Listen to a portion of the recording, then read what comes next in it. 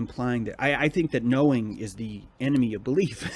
I think that when we know things, what we really are is in a trance where we've locked in the world in a certain way to save us calories, and it's going to be a lot harder for us to open that and consider new evidence.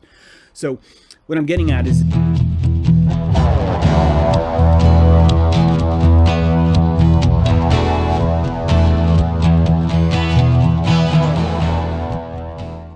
hey there, let's talk about ego. Yep, ego. Ego's not bad.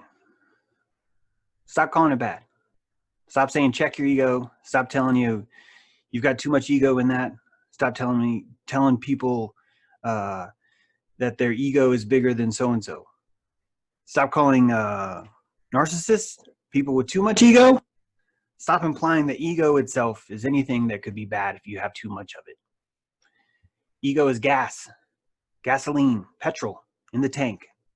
There's not one car in the world that functions better on less gas. It just doesn't happen. Some of you are going to be sticklers and claim that, well, the less gas requires less weight.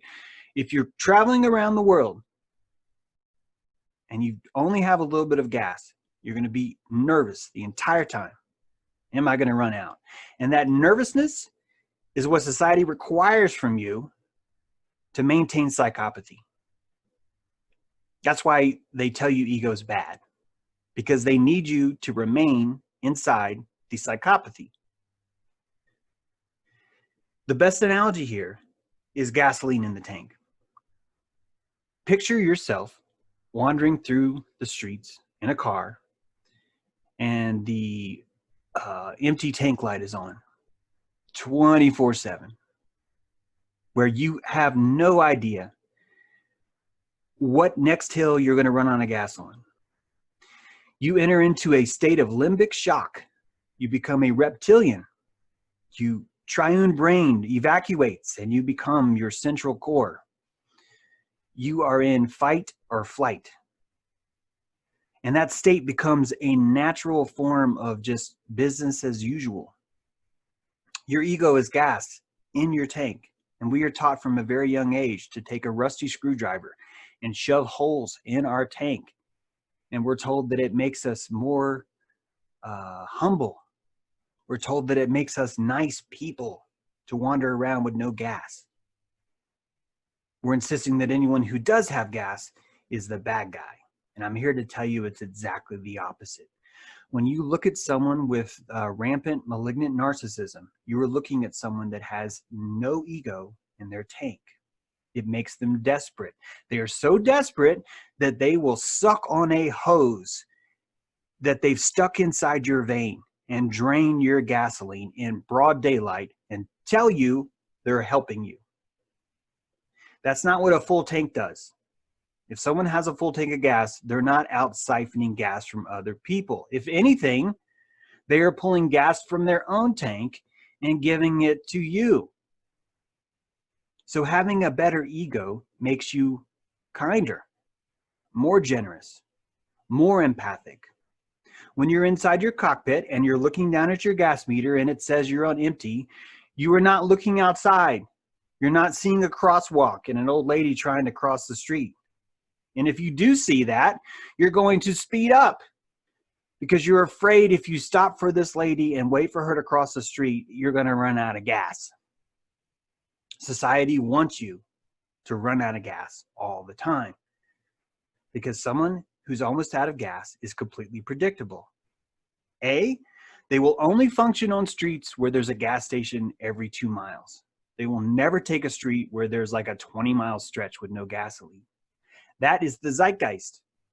That is what culture wants you to do. We create safe zones, kiddie zones, like the kiddie pool that everyone pees in. They put you, because you have a low enough ego, you are now in the kiddie pool where everyone else pees because you're too nervous about going into the deep end. Why? Because you don't have the ego to do it.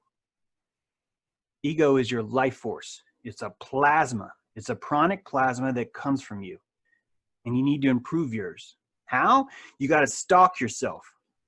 You got to stalk yourself. You got to find your assemblage point, wherever it is in your body, and put it back in your heart. Put it back in your center. Assemblage point is like a record on a needle. It's like a camera in a scene. Where is your camera in relation to the scene? Most of us have our camera on someone else's shoulders looking back at us. We put it on our hero's eyes. We spin the plasma to send our virtual camera into someone else's eyes and look back on us so we can see how we look in their eyes. Why? Because we're hoping they'll give us some gasoline. When you're in a state of hoping for gasoline, you're going to be like, please give me gas. And you are now focused completely on the other person and how you can drain from their tank.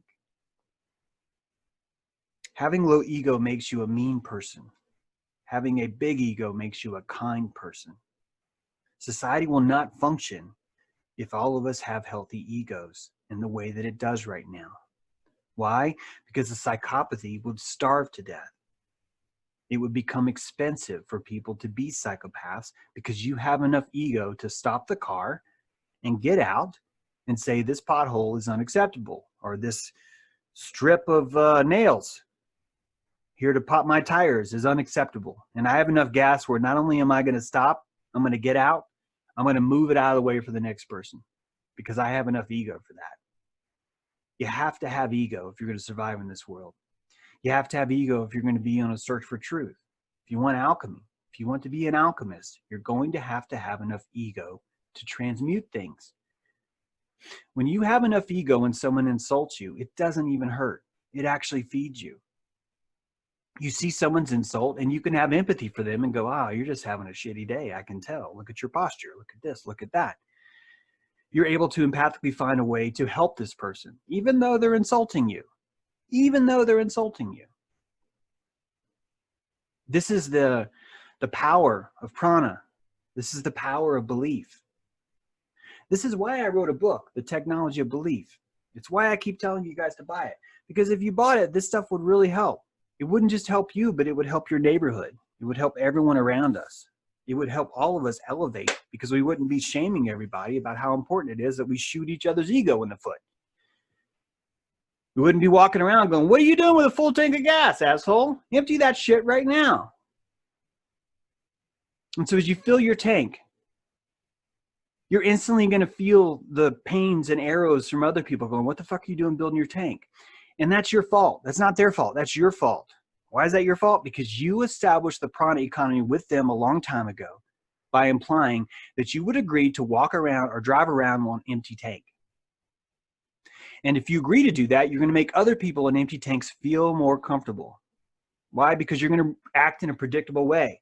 Imagine someone who stops at a red light before it turns red because they have a full tank of gas. Imagine all the people behind them that are running on empty and they just saw that you stopped when you could have just pushed on through and risked your life and made it to the intersection. They are now mad at you for that. So it becomes harder. The more you grow your ego, the harder it's going to be to break out of the psychopathy. Everyone else who's stuck in psychopathy around you is now mad at you. That's what makes stepping out of this rabbit hole so painful.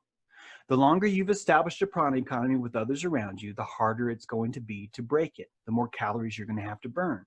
So how do you fix your ego? Do it alone first. Do it alone. Stalk your house, walk around your house, figure out, man, I really need to clean this up, or I really need to do this, or I really need to do that. Start to understand that anytime you see something in your house that makes you feel bad, that's a prana leak. That's a leak in your gas tank. By fixing it, you're taking some putty, you're plugging that hole. Even though you took a screwdriver and rammed it in there a long time ago, you are now fixing that. Your ego will thank you for that. Your ego will re-empower you because you did that. Why? Because the next time you get too much gas and it rises above that hole in the tank, you now have that much more empathy. You now have that much more prana. You now have that much more plasma to shine on the world. So I don't just say ego is important for trivial reasons. You're making the world a better place by making your ego a better place to be in. You start to oscillate that way. You're a tuning fork. And when you strike your C sharp, any other C sharps are going to start to strike too. The more ego we have, the more resonance we can produce. The more resonance we produce, the more we elevate others. So by you fixing your ego, you're actually helping humanity. So this idea that it's somehow more humble to walk around with no ego is bullshit. Not only is it bullshit, it's literally the opposite. Because when you have no ego, cannibalism develops. Piranha psychology develops. We start to mutilate ourselves in public for the attention, the gasoline that others bestow on us.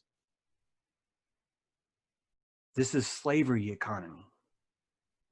This is designed on purpose. This system's been put in place on purpose. Why? Because they need 250 of you guys to either choose red or blue. And you do it. You choose. We go around choosing. We pretend like that's free choice. We pretend like that's our sovereignty. We pretend that living on a racetrack where there's a gas station every 2 miles is the same as roaming the open field. It's the same as working our way through the desert on a horse with no name.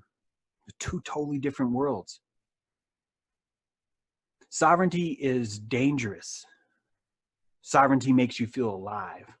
Sovereignty is camping. Camping. And when you bring someone else who doesn't want sovereignty, they're going to be like, I don't want to fucking go camping. It sounds awful. But the trauma of camping, yes, the trauma of camping actually bonds you with your own ego. Why? Because you find yourself self-sufficient. You find yourself able to stay warm despite how cold it is at night. You find yourself able to cook yourself a wonderful meal in the middle of a place with no electricity. These are ego-building events. They make you stronger. And again, the stronger you are, the more empathic you are. I wrote 2 books to try and explain this. They're good, man. They got good reviews. This explains the ego part, okay? It explains it by showing you the blueprint of how everyone takes your ego from you. This rebirths the ego.